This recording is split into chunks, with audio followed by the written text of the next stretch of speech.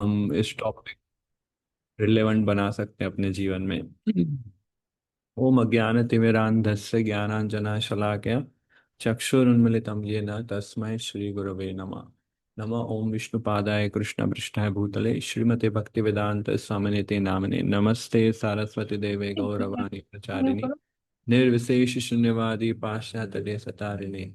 जय श्री कृष्ण चैतन्य प्रभु नित्यानंदा श्री अद्वैत गदाधर श्रीवास आदि गौर भक्त वृंदा।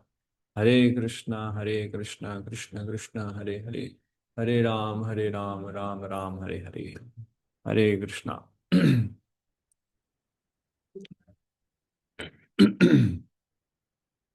सो हम हम सब शिला प्रभुपाद जी की कृपा से इस भक्ति योगा प्रोसेस में जुड़े हैं।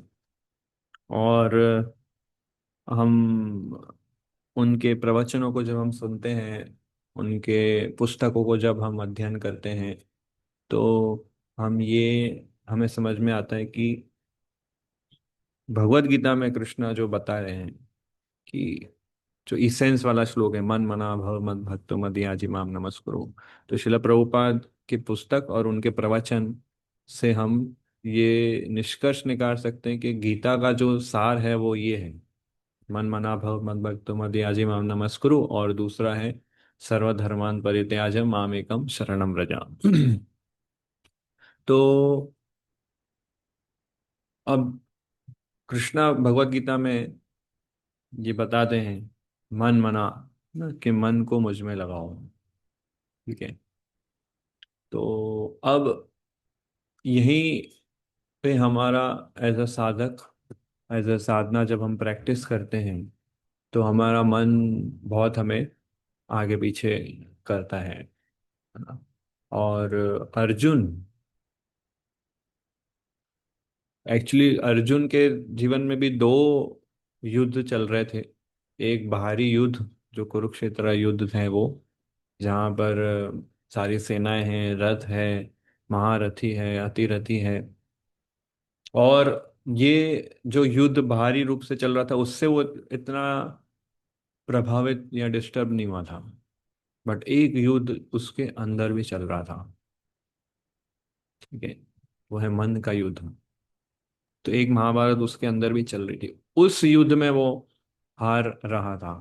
जैसे पहले अध्याय में अगर हम पढ़ेंगे भगवत गीता के पहले अध्याय में, तो अर्जुन बोलता है कि मैं ये युद्ध नहीं लड़ पाऊंगा, है ना। इससे अच्छा है मैं उनके हाथों मर जाऊं। बट मैं इन सब ये पाप वाले कार्य है, तो जैसे अपने अपने तर्क वितर्क दे रहा था। तो ये युद्ध में अर्जुन जो है हार रहा था। और मन की महाभारत उसके अंदर से वहां से शुरू हुई। और उसी उसी युद्ध को जीतने के लिए अर्जुन ने भगवान श्री कृष्ण की शरण ली। और भगवान श्री कृष्ण ने उनको फिर ये भगवत गीता का संदेश सुनाया। इस मन के युद्ध को जीतने के लिए भगवान ने अर्जुन को ये संदेश सुनाया। भगवान ने भगवत गीता बाहरी कुरुक्षेत्र को जीतने के लिए नहीं कही थी। अर्जुन जो अंदर से, जो अंदर का जो कुरुक्षेत्र है अर्जुन का, उसको जीतने के लिए भगवान ने भगवत गीता कही है। क्योंकि उसको जीत लिया उसने, और इसलिए वो बाहरी युद्ध भी जीत पाए आसानी से, है ना। सो इसलिए अगर हमको भी हमारे मन के अंदर जो लगभग हर सेकंड हमारे मन में युद्ध चल रहा है, हर सेकंड, हर रोज हमारे सामने चॉइसेस रखी जाती है। कृष्णा चाहिए कि माया चाहिए, है ना। भक्त चाहिए या अभक्त चाहिए, है ना। तो और ये चॉइस में कभी हम जीतते हैं, कभी हम हारते हैं, कभी हम कृष्णा को एक्सेप्ट करते हैं, कभी हम माया को एक्सेप्ट करते हैं। तो ये कंटिन्यूअस युद्ध की वजह से कई बार हम अपने मन को फोकस नहीं कर पाते। जब हम अपनी साधना करते हैं, महामंत्र जप करते हैं, भगवान के समक्ष जब हम दर्शन करने जाते हैं, हालांकि हम मंदिर में हैं, भगवान का दर्शन कर रहे हैं, पर हमारा मन कहीं और चला जाता है। हमारा शरीर यहाँ है पर हमारा मन कहीं और है।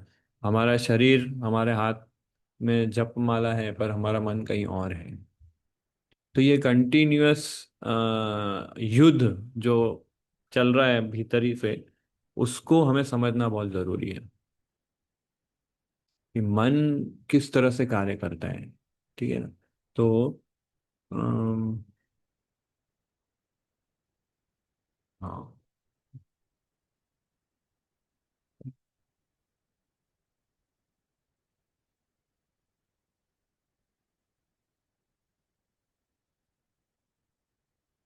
तो अभी कुछ स्लाइड्स में जो आपको दिखाऊंगा उसमें आप लोग के लिए, आप लोगों ने सब वो एक्सपीरियंस किया होगा। कई बार हम लोग ओवर थिंकिंग कर देते हैं, या कई बार हम इमोशनली डिस्टर्ब हो जाते हैं। बहुत चिंता या तनाव या एंजाइटी रहती है, और उसकी वजह से हमारी खुद की पर्सनालिटी, हमारा कार्य क्षेत्र, हमारा कॉन्फिडेंस सब धीरे धीरे डाउन हो जाता है। तो ऐसे कई सारे ऐसे आएंगे। कई बार हमारे आसपास नेगेटिव लोग होते हैं, है ना? और हम ना चाह के भी हमें उनके साथ डील करना पड़ता है।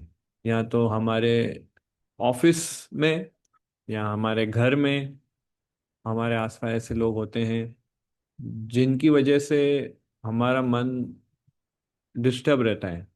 वो लोग नेगेटिव हैं, नेगेटिविटी स्प्रेड करते हैं, और हमें उनके साथ डील करनी पड़ती है, क्योंकि हमारे कलीग है, हमारे रिलेटिव हैं, या मेरे लाइफ पार्टनर है, या मेरा सन है, डॉटर है, पेरेंट्स है, कोई भी।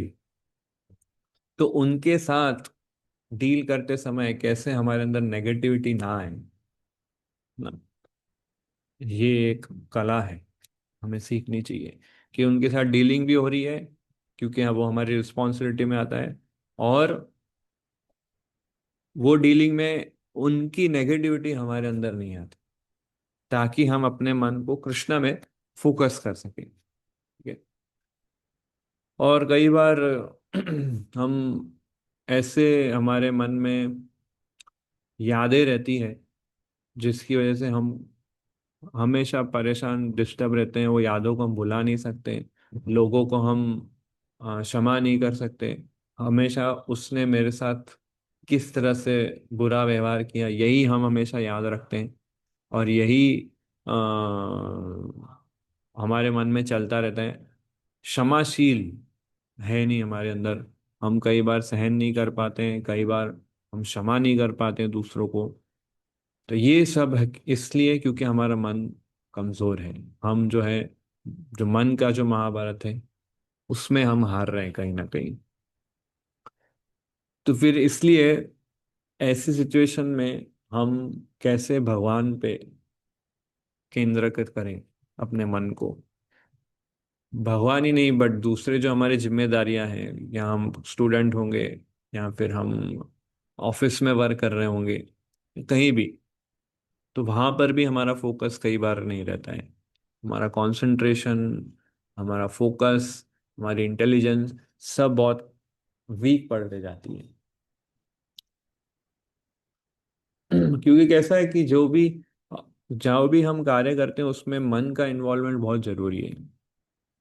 मन ऐसी चीज है, गीता में भगवान बोलते हैं, अगर है ना, कि मन के द्वारा ही हमें अपना उद्धार करना है।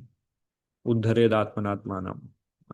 मन को इसलिए हम ऐसा नहीं कर सकते कि मन अभी मेरा डिस्टर्ब है, ठीक है, मन को साइड में कर दो, तब तक अपना काम करो, मन जब ठीक हो जाएगा तो वापस डाल लेंगे।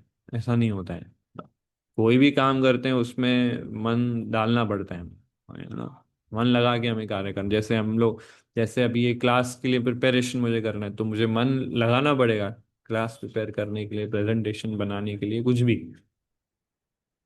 मेरे जीवन में कुछ भी हलचल हो रही है, उससे मेरा माइंड क्यों ना डिस्टर्ब है, अगर वो डिस्टरबेंस पे मन फोकस करेगा तो फिर मैं ये प्रेजेंटेशन और क्लास प्रिपेयर नहीं कर पाऊंगा। क्योंकि मुझे मन चाहिए उस कार्य को करने, कोई भी कार्य करने के लिए आपको मन चाहिए। बिना मन के हम कोई भी कार्य नहीं कर सकते। और ये मन अगर बहुत चंचल है, बहुत डिस्ट्रैक्टेड है, तो हम कहीं भी सही परफॉर्मेंस दे नहीं पाएंगे। हाँ। तो इसलिए मन को नियंत्रित करना बहुत जरूरी है, इस महाभारत को रोकना बहुत जरूरी है, जो भीतरी जो हमारे अंदर चल रहा है ना। तो हमने बहुत सारी चीजों को, है ना, जैसे मनुष्य है उसने कई सारी चीजों पे हासिल प्राप्त कर ली है, और हर चीज को उसने कंट्रोल कर लिया है। बट एक चीज जो उसको कंट्रोल नहीं कर पाया है, वो उसका खुद का मन। ठीक है, अपने मन को वो कंट्रोल नहीं कर पाता है, और इसलिए इतनी सारी टेक्नोलॉजी एडवांसमेंट होने पर भी हम संतुष्ट नहीं है। सो इसलिए इसलिए मन के कार्य को समझने के लिए हमें सबसे पहले समझना होगा कि भगवान ने कैसे ये हमारे शरीर को बनाया है।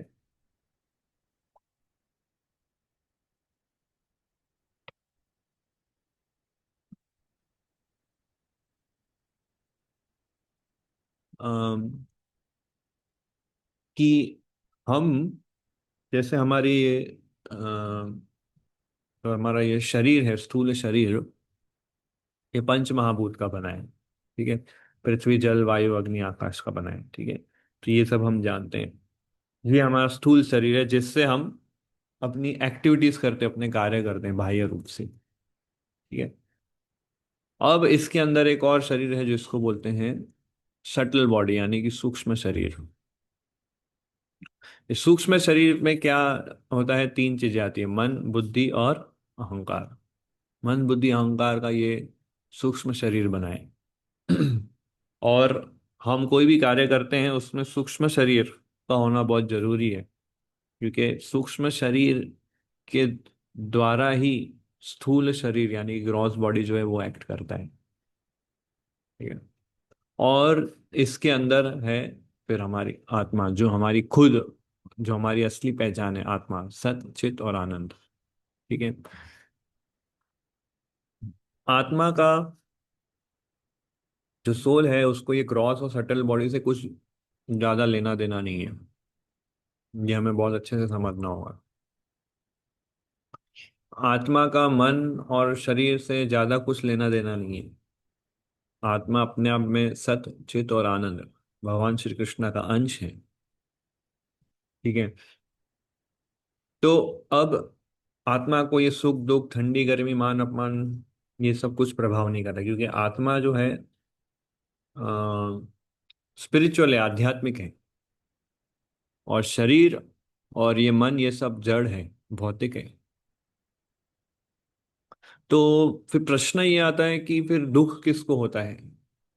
ठीक है, आत्मा तो आध्यात्मिक है, उसको तो ये सुख दुख से कुछ लेना देना नहीं है। ठीक है, और मन और शरीर जड़ पदार्थ है, तो सुख दुख किसको हो रहा है, कौन फील कर रहा है सुख दुख। इसको इस तरह से समझना चाहिए कि आत्मा जो है वो अपने आप को, अपनी पहचान मन और शरीर से कर रही है, सच्चिदानंद से नहीं कर रही है। जो कृष्णा का वो अंश है उससे वो अपनी पहचान नहीं कर रही है। आत्मा अपनी पहचान किससे कर रही है, मन और शरीर से। और क्योंकि आत्मा मन और शरीर से पहचान कर रही है, इसलिए आत्मा को लग रहा है कि मैं सुखी हूँ, मैं दुखी हूँ, मैं अच्छा हूँ, मैं बुरा हूँ, इसने मेरा अपमान किया, इसने मेरा बहुत सम्मान किया। तो आत्मा अ, अपनी मिस आइडेंटिफिकेशन की वजह से ये सब एक्सपीरियंस कर रही है। जैसे उदाहरण अगर हम देखें, उदाहरण मैं देता हूँ, बहुत सरल उदाहरण है कि जैसे हम कभी मूवीज देखने जाते हैं थिएटर में, है ना, तो क्या होता है, सारी लाइट्स बंद हो जाती है, सामने स्क्रीन चलता है, प्रोजेक्टर ऑन होता है, और वो स्क्रीन के पर्दे पे पूरी मूवी चलती है ना। और वहां पर सारे कैरेक्टर्स होते हैं, हीरो होता है, हीरोइन होता है, और ये सब गाने चलते हैं, या फिर वायलेंस और ये सब। तो जो अगर कॉमेडी सीन होगा तो हमें बहुत हंसी आएगी, रोमांटिक सीन होगा तो हमें रोमांस फील होगा, अगर वायलेंस वाला सीन है तो हमें बहुत आक्रोश आएगा। ठीक है। बट अगर असली में देखें तो वहां पर ना कोई एक्टर है, ना कोई एक्ट्रेस है, ना कुछ म्यूजिक है, कुछ भी नहीं है। वहां सिर्फ एक पर्दा है और कुछ नहीं है। पर्दा है और पिक्सेल कलर्स है और लाइट है। तो हमने अ, अपनी पहचान उस पर्दे के स्क्रीन पे जो भी दिख रहा है उससे कर ली है, इसलिए हमें लगता है कि एक्टर अगर जीत रहा है तो हमें खुशी होती है, एक्टर को अगर कोई मारता है तो दुख होता है। तो हमने अपनी मिस आइडेंटिफिकेशन उस मूवी के अंदर डाल दी है। बाकी कोई हमें मार नहीं रहा है, कोई हमें गले नहीं लगा रहा है, कोई हमें कुछ नहीं कर रहा है। हमने खुद अपनी पहचान उसके अंदर डाल दी है, तो इसलिए हमें फिर जो उसके अंदर कुछ भी होगा तो हमें सुख दुख होगा। बट जैसे ही लाइट ऑन होती है ना, मूवी बंद होती है, लाइट ऑन होती है, इमिजिएटली हम असली वाली दुनिया में आ जाते हैं। तो बिल्कुल ऐसा ही है हम सबके साथ। तो सुख दुख ठंडी गर्मी जो भी इवेंट्स हमारे आसपास हो रहे हैं, वो सारे इवेंट्स मन के पर्दे पे रिफ्लेक्ट होते हैं, और आत्मा उस इवेंट को पर्दे मन के पर्दे पे देख रहा है। ठीक है। और उससे अपने आप को आइडेंटिफाई कर रहा है, उससे अपनी पहचान बना रहा है। और इसलिए आत्मा को लगता है अरे मैं सुखी हूँ, मैं दुखी हूँ, आज ऐसा हो गया, आज मन नहीं कर रहा है। वैसा बोला, आज मन नहीं कर रहा है ये करने का, आज बहुत मन है ये चीज खाने का। तो क्योंकि मन के पर्दे पे वो सारी चीजें चल रही है, इसलिए आत्मा उसको आइडेंटिफाई कर लेता है। और इसलिए भगवत गीता में भगवान बताते हैं हम शरीर नहीं, हम आत्मा है। यहाँ से ये दिव्य ज्ञान शुरू होता है भगवत गीता का। ठीक है।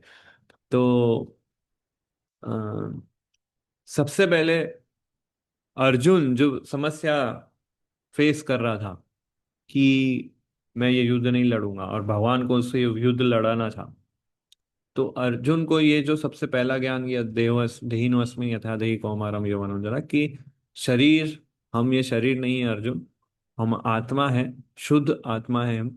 और जब तक तुम ये नहीं समझ पाते हो कि मैं शरीर नहीं हूं, मैं आत्मा हूं, तब तक क्या करो, तां स्थितिक्षस्व भारत, तब तक टॉलरेट करो। कृष्णा का ये इमीडिएटली 14वें नंबर श्लोक में, दूसरे अध्याय के, मात्र स्पर्शास्तु कौन्तेय शीतोष्ण सुख दुखदा, ना, शीत उष्ण सुख दुख ठंडी गर्मी ये सब इसकी तरह है। तो इसको क्या करो, इसको अर्जुन टॉलरेट करो, सहन करो। आप देखिए अर्जुन, कृष्णा अर्जुन के समस्या को चुटकी में सॉल्व कर सकते हैं। उनके लिए कोई डिफिकल्ट नहीं है, एक चुटकी बजाएंगे अर्जुन की सारी समस्या सॉल्व हो जाएगी। बट कृष्णा ऐसा नहीं कर रहे हैं। कृष्णा अर्जुन को क्या बोल रहे हैं, टॉलरेट करो, तितिक्षवा करो, टॉलरेट करो अर्जुन। क्यों कृष्णा अर्जुन को टॉलरेंस सिखा रहे हैं?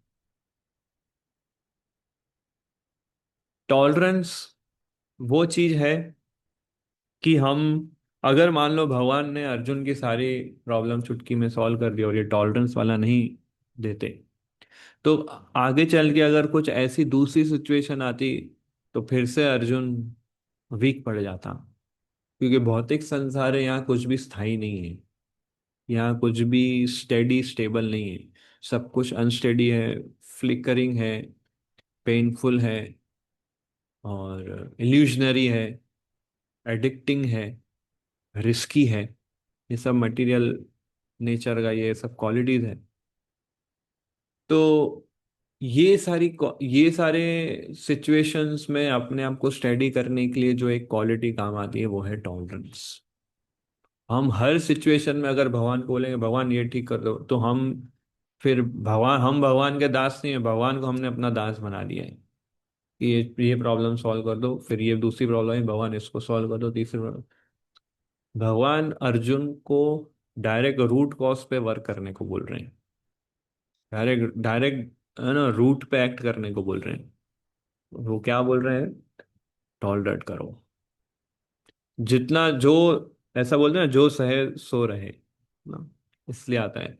सो इसलिए ये सहनशीलता एक आध्यात्मिक गुण है, ये भौतिक गुण नहीं है।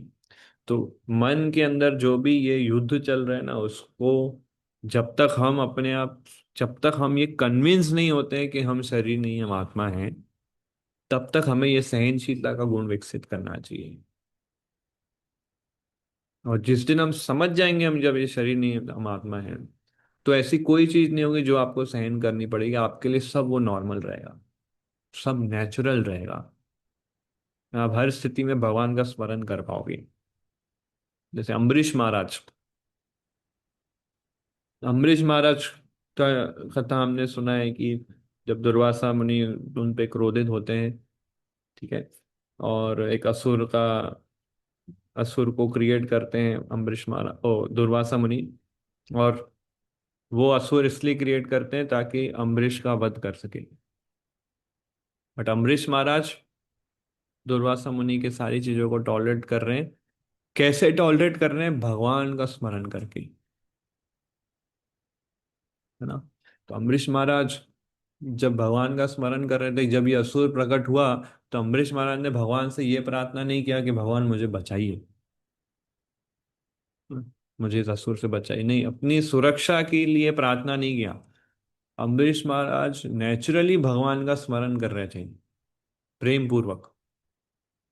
अम्बरीश महाराज कन्विंस थे, राखे कृष्णा मारे के, मारे कृष्णा राखे के। अगर कृष्णा किसी को मारना चाहते हैं तो कौन बचा सकता है, और कृष्णा अगर किसी को बचाना चाहते तो उसको कौन मार सकता है। तो अम्बरीश महाराज इस सिद्धांत से कन्विंस थे, इसलिए उन्होंने प्रार्थना नहीं की भगवान से बचाने की। और अम्बरीश महाराज और दुर्वासा मुनि के दुर्व्यवहार को सहन भी किया। और यही नहीं, आगे चल के फिर ऐसा आता है कि अ, दुर्वासा मुनि के लिए उन्होंने प्रार्थना भी की। और जो तपस्या अम्बरीश महाराज ने की थी, एकादशी का उपवास जो किया था, उसका फल भी दुर्वासा मुनि को दिया। और दुर्वासा मुनि को सुदर्शन के अटैक से भी बचाया। ये है वैष्णव महाभागवत, इस तरह के होते हैं। इस तरह से वो अपने मन को नियंत्रण करते हैं। इस तरह से वो अपने मन के महाभारत को वो जीत पाते हैं, क्योंकि ये सारे दिव्य वैष्णव गुण उन्होंने अपने जीवन में विकसित किए, अनुकूल किए। तो इसलिए एज अ भक्त, जब हम माला पे जप करते हैं, इसलिए चैतन्य महाप्रभु क्या कहते हैं, कीर्तन सदारी कौन कर सकता है, चार लक्षण बताते हैं, उसमें चार में से एक लक्षण है तरोर अपि सहिष्णुना, कि वृक्ष से भी अधिक सहनशील बनना है। यही एक तरीका है कि हम मन को धीरे धीरे नियंत्रित कर सकते हैं। और अम, सहन करने का अर्थ ये नहीं है कि हम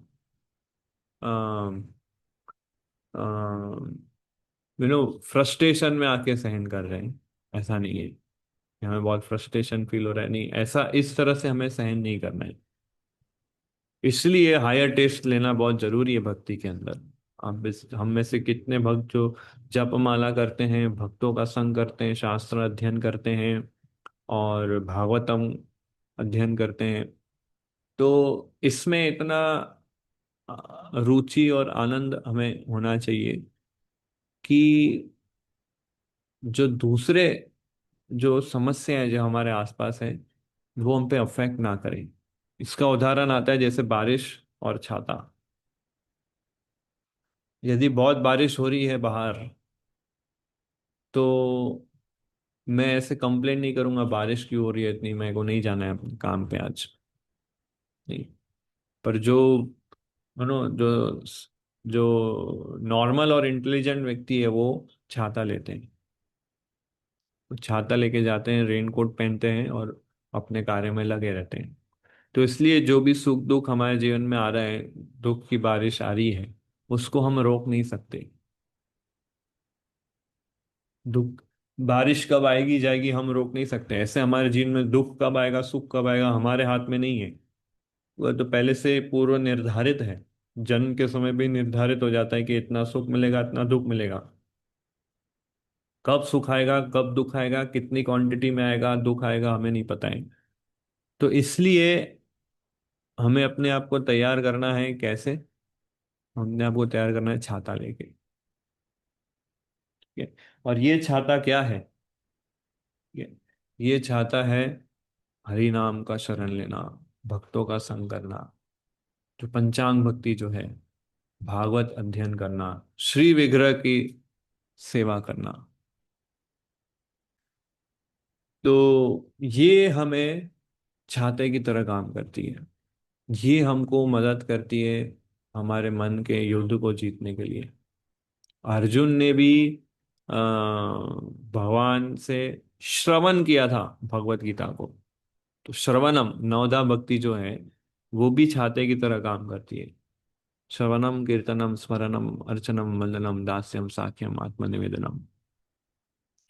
तो ये नवदा भक्ति भी एक अम्ब्रेला की तरह काम करती है, एक रेनकोट की तरह काम करती है, जो हमको दुख की बारिश से प्रोटेक्ट करती है। इससे दुख कम हो जाएंगे ऐसा नहीं है, छाता लेने से बारिश कम हो जाएगी ऐसा नहीं है, बारिश का प्रभाव हम पे नहीं पड़ेगा।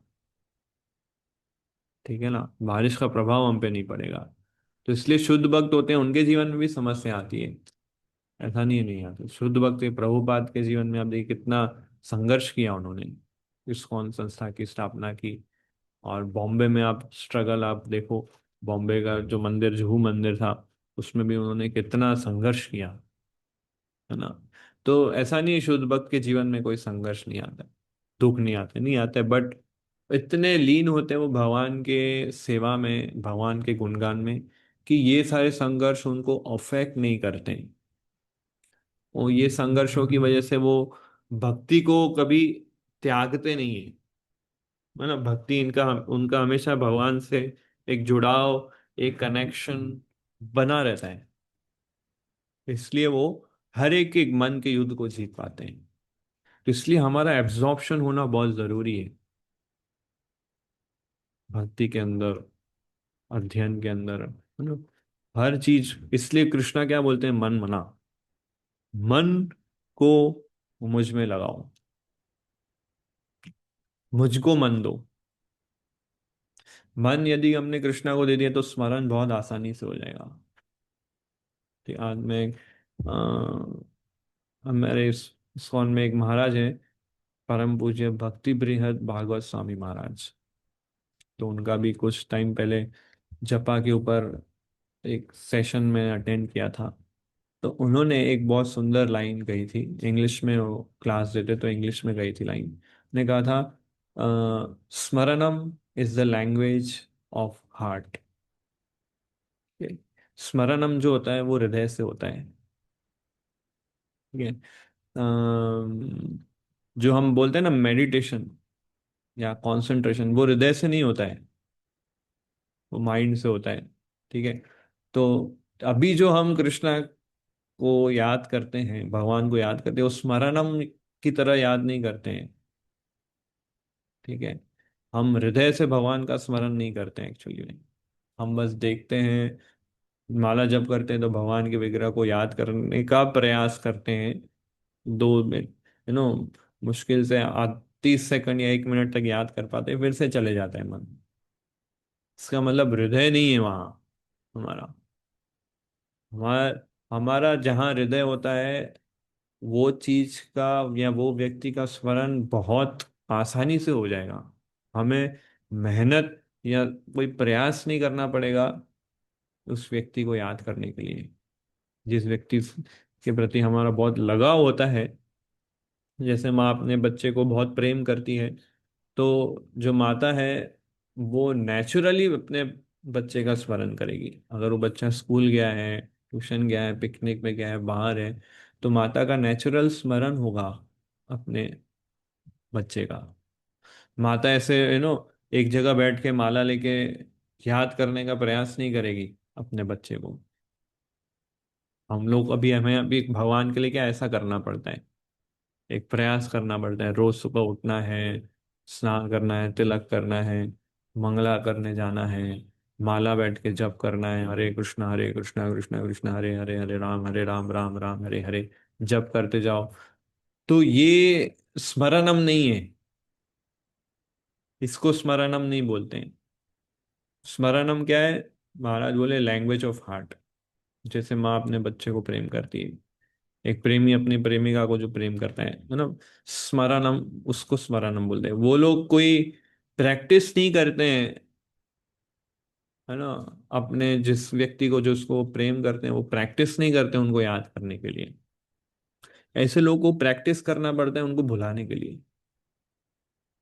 जैसे गोपियां थी भगवान कृष्ण की वृंदावन में, उनका कृष्णा में इस तरह से मन लग चुका था कि वो दूसरे कोई कार्य कर ही नहीं पाते थे। वो भगवान, वो कृष्णा को भुलाने का प्रयास कर रहे थे ताकि वो अपना रूटीन काम कर सके। इसको बोलते हैं स्मरणम। Smaranam is the language of heart. तो अभी हमारा मन जो है, हमारा हृदय जो है, हमने भगवान को नहीं दिया है, इसलिए इतना महाभारत हमारे हृदय में हो रहा है। भगवान को पूरा हमने अपना मन दिया नहीं है। भगवान भगवत गीता में यही मांग रहे हैं। भगवान को, संसार की सारी चीजें भगवान के पास है, सिर्फ एक ही चीज नहीं है, वो है हमारा मन। और वही चीज भगवान मांग रहे हैं भगवत गीता में। और हम सब दुनिया की सारी चीजें भगवान को देने का प्रयास करते हैं, बस ये मन जो है वो नहीं दे रहे, वो हम अपने पास रख रहे हैं। तो कृष्णा वो मन मांग रहे हैं। मन मना, मुझ में मन लगाओ। मई, मई अर्पितो मनो बुद्धि। 12वें अध्याय में भी बोलते हैं कि मन और बुद्धि दोनों मुझे दे दो। तो एक बार मन अगर हम भगवान को दे तो भगवान को फिर और कुछ नहीं चाहिए। फिर सब कुछ ऑटोमेटिकली भगवान की तरफ फ्लो होगा, हमारा जो भी चीजें हैं। सो यहाँ पर अभी हम, हाँ,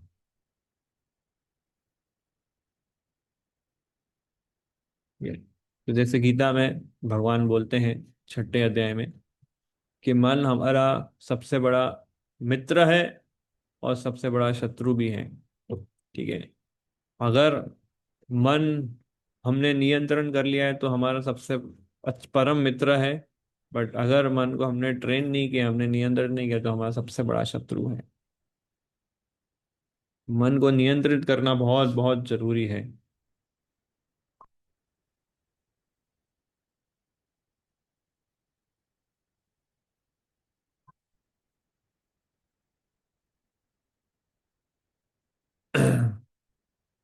इसी मन को नियंत्रण करने के लिए भगवान ने भगवत गीता कही थी, है ना। अब देखिए, ये बहुत अच्छा एक उदाहरण इसमें मैंने रखा है कि अगर हमारा मन मित्र है तो किस तरह से हमको हेल्प करता है। अगर हमने उसको कंट्रोल कर लिया, उस पर विजय प्राप्त कर लिया। जैसे फॉर एग्जांपल ये सिचुएशन है कि कल मेरी एग्जाम है, तो मन कैसे हम हमें हेल्प करता है कि चलो अभी 2 घंटे के लिए पढ़ते हैं और कोई डिस्ट्रैक्शन नहीं लाते। तो उससे रिजल्ट क्या आएगा, हमारा अच्छे मार्क्स आएंगे, हमारा कॉन्फिडेंस बढ़ेगा। ऐसी एक और सिचुएशन ले कि प्रेजेंटेशन में मान लो कोई मिस्टेक हो गई, तो अगर मन नियंत्रण में है, मेरा मित्र है, तो वो मन मुझे ये बोलेगा कि अगली बार मैं अच्छे से प्रिपेयर करूंगा। और उसमें प्रोग्रेस और मैच्योरिटी होती है। ठीक है। तो जब हमको हमारा माइंड फ्रेंड होता है तो हमको एंकरेज करेगा वो हमेशा। वो हमारा एक गाइड बन जाएगा, हमको नेगेटिविटी से प्रोटेक्ट करेगा। अब यही मन अगर हमारा शत्रु है, ठीक है, तो देखिए उस सिचुएशन में क्या करेगा। वही सिचुएशन देखिए, अगर मन कंट्रोल में नहीं है, कल एग्जाम है, तो जो मन हमारा शत्रु है वो क्या बोलेगा, अरे कल एग्जाम है, ठीक है, पर मैं बाद में पढ़ता हूँ, थोड़ा और रील देख लेता हूँ, थोड़ी और गेम खेल लेता हूँ। तो एंड में रिजल्ट क्या होता है इसका, कि हमको स्ट्रेस मिलता है, हमारे मार्क्स नहीं आते हैं। ऐसे प्रेजेंटेशन में मिस्टेक हुई, तो फिर मन क्या बोलेगा जो नियंत्रण में नहीं है, कि मैं फेलियर हूँ, सब लोग मुझ पे हंसते हैं, मैं कुछ काम का नहीं हूँ। डिप्रेशन स्ट्रेस में चले जाते हैं, है ना। तो इस तरह से अगर माइंड हमारा नेगेटिव है तो ये हमको डिस्ट्रैक्ट करेगा, ये हमको इंफीरियरिटी कॉम्प्लेक्स में डाल देगा, है ना। ये हमको बहुत परेशान करेगा, कोई भी चीज अच्छे से नहीं करने देगा। तो इसलिए कुछ चीजें ऐसी होती है ना, मन के ये 3 चीजें हैं।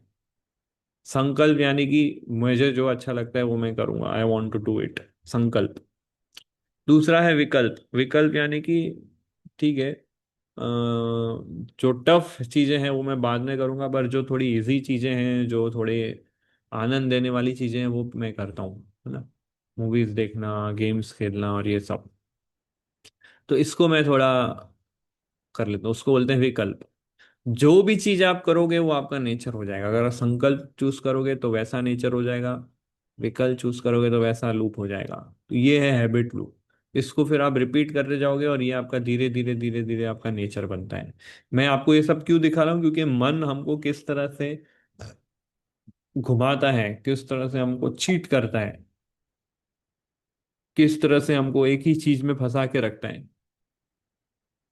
तो इसलिए मन के डायनामिक्स को जानना बहुत जरूरी है। अगर इस मन को आपको कृष्णा को देना है, तो आपको थोड़ा बहुत समझना होगा कि मन कार्य कैसे करता है।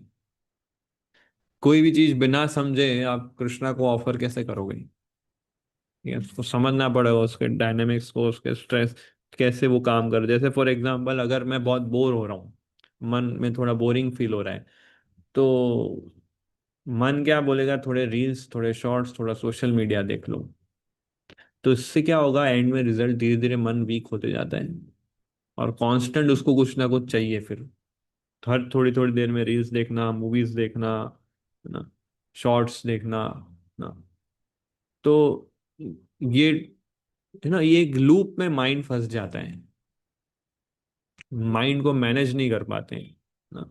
तो इस तरह से फिर हम अपना फ्यूचर अल्टीमेटली क्रिएट कर देते हैं, क्योंकि जो हम सोचते हैं वो एक बीज की तरह होता है। ठीक है। वो धीरे धीरे स्प्राउट होता है, तो धीरे धीरे वो एक्शन में आता है। जो भी हम सोचते हैं, विचार करते हैं, वो फिर एक्शन में ट्रांसफॉर्म होता है। कोई भी चीज हम कंटिन्यूअस सोचते रहेंगे ना, वो एक ना एक दिन एक्शन में आ जाती है। और एक बार वो एक्शन में आ गई तो फिर वो हमारी हैबिट बन जाती है। वो एक पेड़ जैसा बन जाता है, बीज से पेड़ बन जाता है पूरा। और वो हैबिट अगर बन गई तो वैसा फिर हमारा कैरेक्टर हो गया, वो फ्रूट की तरह काम करता है फिर ना। पेड़ में जो फल फूल उगते हैं वो कैरेक्टर है हमारा, ठीक है ना। तो वो हमारा कैरेक्टर हुआ, और यही कैरेक्टर फिर हमारी डेस्टिनी बन जाती है। यही कैरेक्टर हमारा भाग्य फिर आगे बनता है। तो इस देखिए, एक थॉट से शुरू होता है और वो डेस्टिनी में परिवर्तित होता है फिर। ठीक है। तो हमारा मन बिल्कुल इसी तरह है कि हमारे फ्यूचर डेस्टिनी को क्रिएट करता है ना। इसलिए हम अगर अपने थॉट्स, हमारे इम्पल्सिस को अगर चेंज करेंगे तो हम अपनी डेस्टिनी को सीधा चेंज कर सकते हैं। ठीक है ना। तो इसलिए क्या विचार हमारे मन में चल रहे हैं उसको समझना बहुत जरूरी है। हमें कंटिन्यूस स्कैन करते रहना चाहिए, हमारे मन में क्या विचार चल रहा है, किस पे हम ज्यादा चिंतन मनन कर रहे हैं। वही चीज आगे चल के हमारा डेस्टिनेशन बनेगी, आगे चल के हमारा फ्यूचर बनेगा। इसलिए कृष्णा क्या बोलते हैं, यम यम मापी स्मरण भावम। ठीक है। जो भी आप स्मरण करोगे मृत्यु के समय, वो आपको अगले डेस्टिनेशन पे पहुंचाएगा। तो मन इतना पावरफुल है, इतना पावरफुल है कि वो हमारा फ्यूचर डिसाइड करता है। और सोचिए, यही मन अगर कंट्रोल नहीं है तो क्या फ्यूचर होगा हमारा, हम कहाँ होंगे। और ये मन अगर आपने कृष्णा को दे दिया, किसी गुरु और वैष्णव की कृपा अगर हमें मिल गई और ये मन हमने समहाउ कृष्णा को दे दिया, तो हम कृष्णा के पास बनेंगे, वो हमारी डेस्टिनी होगी। ये मन अगर हमने माया को दे दिया तो फिर हम 84 लाख योनि में घूमते रहेंगे कंटिन्यूअस। इसलिए मन का बहुत बड़ा रोल है भक्ति योग के अंदर। कृष्णा इसलिए बोलते हैं ना, इस मन के द्वारा ही हम अपना उद्धार कर सकते हैं, और ये मन के द्वारा ही हम अपना पतन कर सकते हैं। इसलिए मन के डायनामिक्स को समझना इतना इम्पोर्टेंट है। और इसलिए हम्म, हाँ, कुछ चीजें हम जस्ट थियोरेटिकली समझते हैं कि कैसे हम छोटे छोटे बेबी स्टेप्स लेके मन को ठीक कर सकते हैं।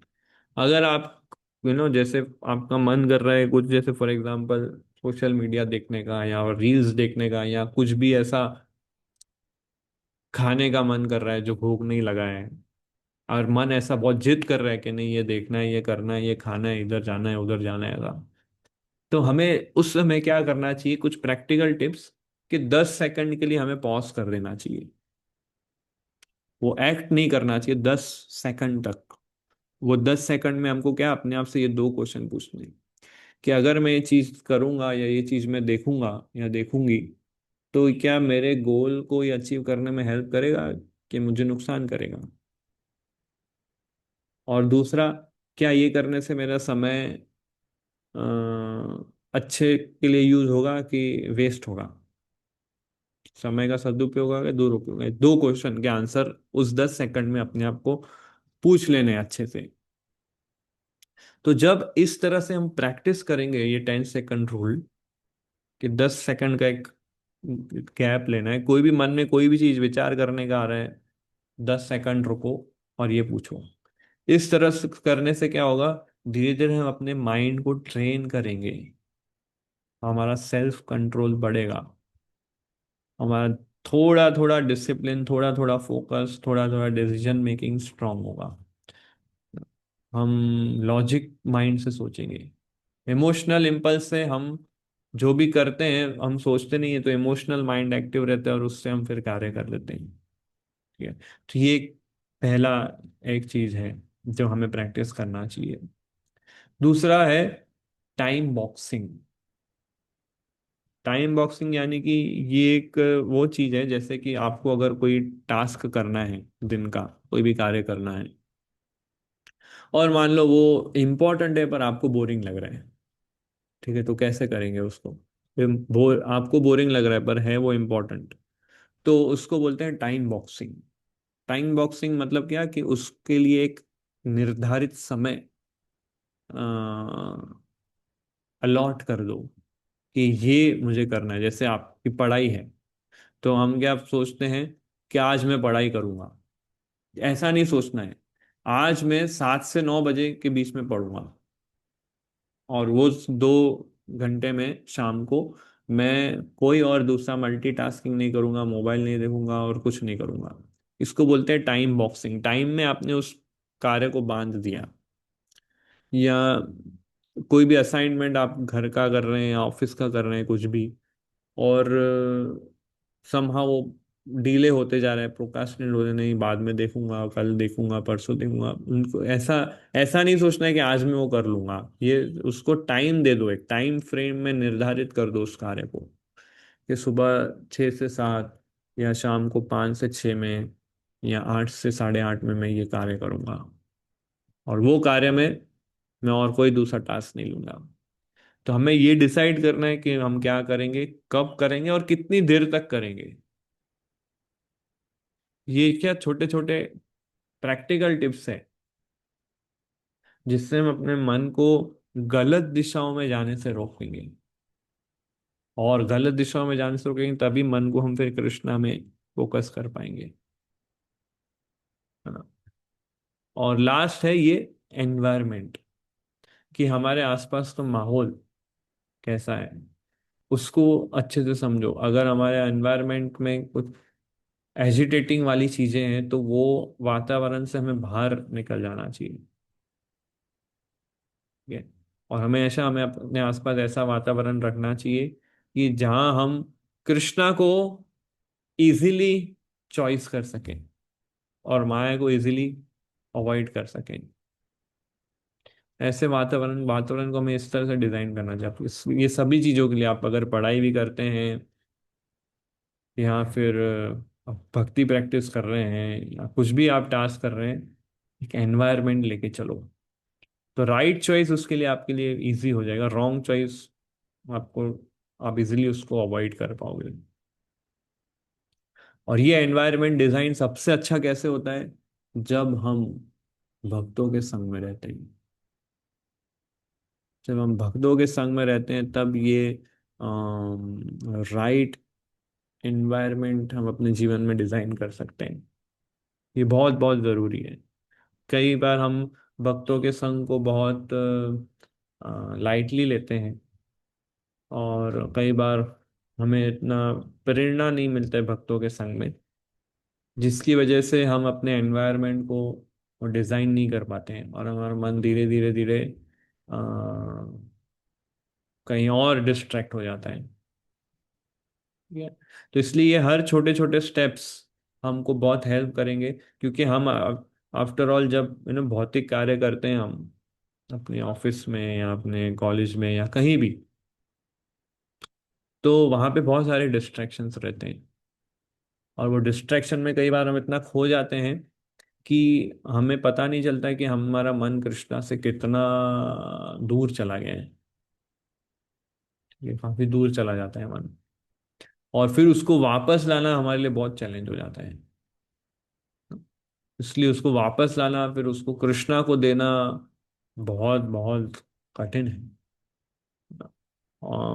इसलिए अगर हम ये कुछ टिप्स को प्रैक्टिस करेंगे तो मन हमारा गलत दिशा में एटलीस्ट नहीं जाएगा। जब हम घर में हैं, जब कोई कॉन्फ्लिक्टिंग सिचुएशन फेस कर रहे हैं, कॉम्पिटिटिव सिचुएशन फेस कर रहे हैं, है ना, नेगेटिव लोगों के साथ डील कर रहे हैं, तो हमारा मन गलत दिशा में जाने से रुक जाएगा। और हम जब वापस आएंगे, अपनी माला साधना करेंगे, तो धीरे धीरे इजीली हमें अपने मन को लगा पाएंगे। और इसलिए हमें अपना होमवर्क करते रहना है कि जब मन शांत है, जब कुछ ज़्यादा डिस्टर्बिंग सिचुएशन नहीं है, उस समय अच्छे से ध्यान से हरि नाम लेने का प्रयास करो, अच्छे से शास्त्र अध्ययन करो, अच्छे से भक्तों का संग करो, ताकि कल को अगर कोई बड़ी समस्या आए तो मन आसानी से कृष्णा में हम लगा पाए, ऐसी कठिन परिस्थिति में भी। इसलिए इसको ऐसा बोलते हैं। जिसे अब ये देख रहे हैं इस जहाज को, बोट को, समुद्र शांत है, ये अच्छे से चल रहा है। बट जब, इसको बोलते हैं टाइम ऑफ काम, शांति वाला समय है। बट जब तूफान आता है तो किस तरह से देखो नाव को गुजरना पड़ता है, टाइम ऑफ स्टॉर्म। जब समुद्र में ऐसा तूफान आता है तो नाव एकदम ऊपर नीचे हो जाती है और उसको अपने आप को बचाना पड़ता है। तो यदि हमने ऐसा होमवर्क किया है तो इस सिचुएशन में हम इजीली डील कर पाएंगे। अगर हम इस सिचुएशन में, है ना, आराम से लेटे हुए हैं, सो रहे हैं, कुछ साधना भक्ति नहीं कर रहे हैं, कृष्णा को मन देने का प्रयास नहीं कर रहे हैं, तो ये सिचुएशन में तो नाव ही डूब जाएगी हमारी। समझ रहे हैं? इसलिए होमवर्क करना बहुत जरूरी है। ये हम अच्छे से होमवर्क करेंगे तो कठिन से कठिन परिस्थिति में भी हम भगवान का स्मरण हम बहुत इजीली कर पाएंगे। और इसलिए भगवान प्रथम स्कंद में, भागवत के प्रथम स्कंद में अम, हम देखते हैं कि पांडवों को कितना सहन करना पड़ा। कुंती महारानी वो कितने कष्ट आए, और वो कष्टों में भी कुंती महारानी, जैसे हम जानते हैं, ये प्रार्थना करती है कि हमको और ऐसे कष्ट भेजो ताकि आपका स्मरण हम और अच्छे से कर पाए, क्योंकि आपका स्मरण ही है जो हमको चाहिए, और कुछ नहीं चाहिए। सुख दुख से हमें कुछ लेना देना, आपका स्मरण ही चाहिए हमें। तो एक शुद्ध भक्त होता है, वो इस तरह से अपने मन को भगवान को अर्पित करता है, इस तरह से करता है कि वो सुख दुख, ठंडी गर्मी, मान अपमान प्रभावित नहीं होता है इतना। और इसलिए 12वें अध्याय के अंतिम जो 8 श्लोक है, उसमें भगवान भक्तों का गुणगान करते हैं। भक्तों के क्या गुण हैं, उन गुणों को बताते हैं कि हर स्थिति में वो मेरा भक्त प्रिय होता है, क्योंकि उन्होंने मन दे दिया है। और इसलिए सारा ये खेल जो है हमारे मन का है। और यही मन छोटी छोटी चीज को बहुत बड़ा कर देता है, छोटी छोटी समस्याओं को बहुत बड़ा कर देता है, और इतना बड़ा कर देता है कि कृष्णा के लिए वो जगह ही नहीं बना पाते हैं फिर। हम कृष्णा, इतनी समस्या से हम घिर जाते हैं कि हम कृष्णा के लिए कोई जगह ही नहीं छोड़ते हैं, है ना। कृष्णा कैसे अंदर आएंगे? हम फिर औपचारिकता के रूप से फिर माला करेंगे, प्रसाद लेंगे, और शास्त्र अध्ययन करेंगे, प्रवचन सुनेंगे, औपचारिकता के रूप में कृष्णा अंदर नहीं जाएंगे। कोई भी आपका जो श्रवण कीर्तन है वो हृदय तक नहीं पहुंचेगा, मन से टकरा के चला जाएगा ना। तो इसलिए मन को अगर हम इतना अच्छे से, जितना अच्छे से इसको लगाएंगे भगवान की सेवा में, प्रयास करेंगे साधना भक्ति के माध्यम से, उतना हमारे लिए बहुत आसान हो जाएगा। और यही मन फिर हमारा फ्यूचर डेस्टिनेशन, डेस्टिनी क्रिएट करता है, कृष्णा के चरणों में हमको ले जाता है एट द एंड। सो ये कुछ पॉइंट्स थे जो मैंने सोचे थे और आप लोग के साथ शेयर किया। आई होप आपको कुछ इसमें अ, मदद मिली होगी। किसी का कोई प्रश्न है, कोई जिज्ञासा है, पूछ सकते हैं।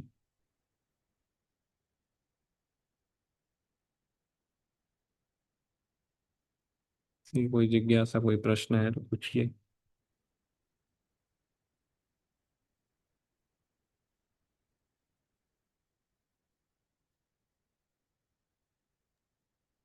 हरे कृष्ण प्रभु जी प्रणाम।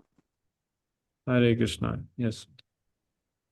प्रभु जी, जैसे मेरे एक एक जिज्ञासा है कि अ, भक्तों के संग में रहते हैं जब तो मन ठीक रहता है, लेकिन जैसे ही वर्क प्लेस पे जाते हैं तो वहां पर भक्त नहीं है, तो वहां पर हम कैसे मतलब मतलब नहीं चाहते हुए भी उनके वो जिस टाइप में गॉसिप करते हैं, नहीं चाहते हुए भी कभी कभी इन्वॉल्व हो जाते हैं, फिर अच्छा नहीं लगता है। तो उस समय तो मन को इसलिए कैसे नियंत्रित जब करें? जब हमारे जीवन में ऐसी सिचुएशन आए तो ज्यादा हमें उन प्रकार के लोगों से घुलना मिलना नहीं है। हमारा जितना कार्य है उतना ही हम कार्य करें, और जैसे ही वो कार्य खत्म हो तुरंत वहां से आप बाहर आ जाइए, और फ्री समय में आपका श्रवण कीजिए या फिर दूसरे कोई कार्य कीजिए, या कुछ भी कंस्ट्रक्टिव वाले कार्य कीजिए। बट वहां पर अगर आप जितना समय देंगे तो मन इतनी तेजी से उधर भाग जाएगा, फिर वापस लाना बहुत कठिन हो जाएगा। फिर कल का जो जप है, जो कल का जो जप होगा हमारा, मन पूरा उधर ही होगा हमारा। अब खाली जीवा से हरे कृष्णा करते रहेंगे पर मन कृष्णा को नहीं ऑफर हो पाएगा। तो इसलिए जप, हमारा जो जप है वो बहुत इंपॉर्टेंट है, क्योंकि मन हमें कृष्णा को देना है उसमें। और आपने मन अगर वो भौतिक लोगों के संगति में छोड़ के आ गए उधर, तो फिर कुछ होगा नहीं। इसलिए जित अभी हम उस संगति को पूरा गिव अप तो नहीं कर सकते, क्योंकि हमारी ड्यूटी है, हमारी रिस्पॉन्सिबिलिटी, वहां कुछ करना है हमें। तो इसलिए जितना कार्य है उतना करो और तुरंत वहां से वापस आ जाओ। इस तरह से इसको देख सकते हैं। जी प्रभु, थैंक यू प्रभु। हरे कृष्ण। हाँ। और किसी का कोई प्रश्न?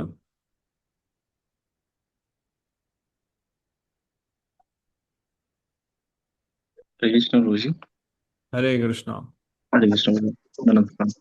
तो जी आपने जैसे लास्ट पॉइंट बताया कि मन छोटी छोटी चीज में इतना बड़ा करके देखते हैं ताकि, और उससे परेशान हो जाते हैं और भगवान को जगह दे नहीं पाते हैं। फिर भक्ति जो है वो सिर्फ मतलब दिखाने जैसा हो जाता है, दिखावा की तरह हम लोग हरिनाम जप करते हैं।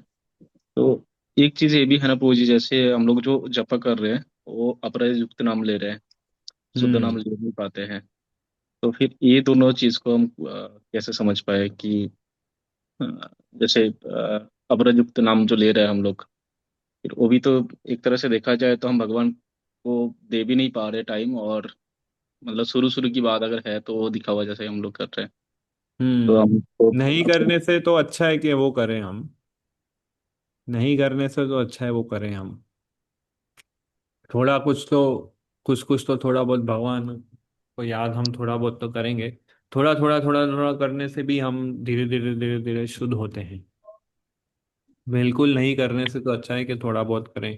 नाम नहीं लेने से अच्छा है थोड़ा बहुत अपराध युक्त नाम लें। बट जी प्रयास पूरा करें कि अपराधों से बच के हम नाम लेने का प्रयास करें। और वो होगा जब हम अपना जीवन शैली में कुछ अच्छा सुधार लाएंगे। खास करके वैष्णव समुदाय में हम, वैष्णव भक्तों के संग में हम विनम्रता, सहनशीलता, दया भाव और कृतज्ञता वाला भाव रखेंगे, तो हमारे लिए आसान हो जाता है, हम अपराध से बच जाते हैं काफी सारे।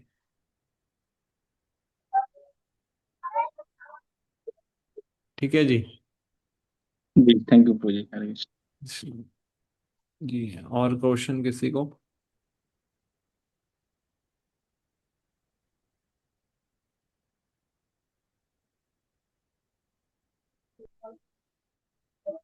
यस, प्रदीप कुमार। हरे कृष्णा प्रभु जी, दंडवत प्रणाम। हरे कृष्णा। प्रभु जी, मेरा क्वेश्चन था कि गृहस्थ जीवन को ज्यादा इम्पोर्टेंस देना है या आध्यात्मिक जीवन को? दोनों को। अगर आपका गृहस्थ जीवन अच्छा है तो आध्यात्मिक जीवन आपके लिए अच्छे से हो जाएगा। ऐसा नहीं है कि मैं सिर्फ गृहस्थ, अगर आप सिर्फ गृहस्थ को जीवन को ध्यान दोगे, आध्यात्मिक को नहीं दोगे, तो फिर आप धीरे धीरे धीरे धीरे गृहमेधी हो जाओगे। और अगर आप सिर्फ आध्यात्मिकता पे ध्यान दोगे, गृहस्थ पे ध्यान नहीं दोगे, तो वो शुष्क वैराग्य हो जाएगा, इमेच्योर रिनंसिएशन। तो इसलिए दोनों पे ध्यान देना है। अभी हम लोग बद्ध जीवात्मा है, इसलिए हमें वर्णाश्रम धर्म में रह के भक्ति के विधि विधानों का पालन करना चाहिए। तो इसलिए गृहस्थ आश्रम में रह के हमें भक्ति के नियमों का पालन करना चाहिए। तो इसलिए दोनों जरूरी है। गृहस्थ आश्रम भी एक प्लेटफॉर्म है, संन्यास आश्रम एक प्लेटफॉर्म है, ब्रह्मचारी आश्रम एक प्लेटफॉर्म है, जिस पे रह के हम भक्ति को प्रैक्टिस कर सकते हैं। तो ये प्लेटफॉर्म अगर हिल जाएगा तो हमारी भक्ति भी हिल जाएगी। तो इसलिए दोनों करना है हमें। तो इसमें फिर बैलेंस किस तरह से करें प्रभु जी? हाँ, तो इसलिए बैलेंस ये है कि हमारे घर में हम एक आध्यात्मिक वातावरण बनाए, भगवान के विग्रह की सेवा पूजा करना, भोग लगाना, भागवत गीता पढ़ना, और कीर्तन करना, शास्त्र अध्ययन वहाँ करना। इन ये सारी चीज़ों को अगर आप घर में डालोगे तो ये दोनों चीज़ें बैलेंस हो जाएगी। जी प्रभु जी, लेकिन एक एक मतलब अगला अगर ये इसको अपोज कर रहे हैं और हम्म। इसको एक्सेप्ट नहीं कर रहे हैं, तो उस हाँ, कंडीशन में फिर तो कैसे उस क्या उसके करें? लिए फिर हमें आप पर्सनल जो भी आपकी जहाँ भी आप मंदिर है आसपास, वहाँ पे आपकी कोई लोकल जो गाइड है, उनके पास जाके आप उनसे ये चर्चा कर सकते हैं कि डिटेलिंग क्या है, कि इनको कैसे धीरे धीरे भक्ति में लाया जाए, उनको किस तरह से भक्तों का संग दिया जाए। भक्तों के संग में उनको रखेंगे तो धीरे धीरे उनको भक्ति करने की इच्छा होगी। भक्तों का संग दीजिए। जी प्रभु जी, हरे कृष्ण प्रभु जी। हरे कृष्णा। ओके, सो यहाँ समय समाप्त होता है। सो बहुत बहुत धन्यवाद आप सभी का। आप इतना कीमती समय निकाल के कुछ सुनने का प्रयास कर रहे हैं, गीता से हमने कुछ जो कहा। और आप सबको बहुत बहुत धन्यवाद। हरे कृष्णा। शिला प्रभुपाद की जय, गौर भक्त वृंद की जय। हरे कृष्णा।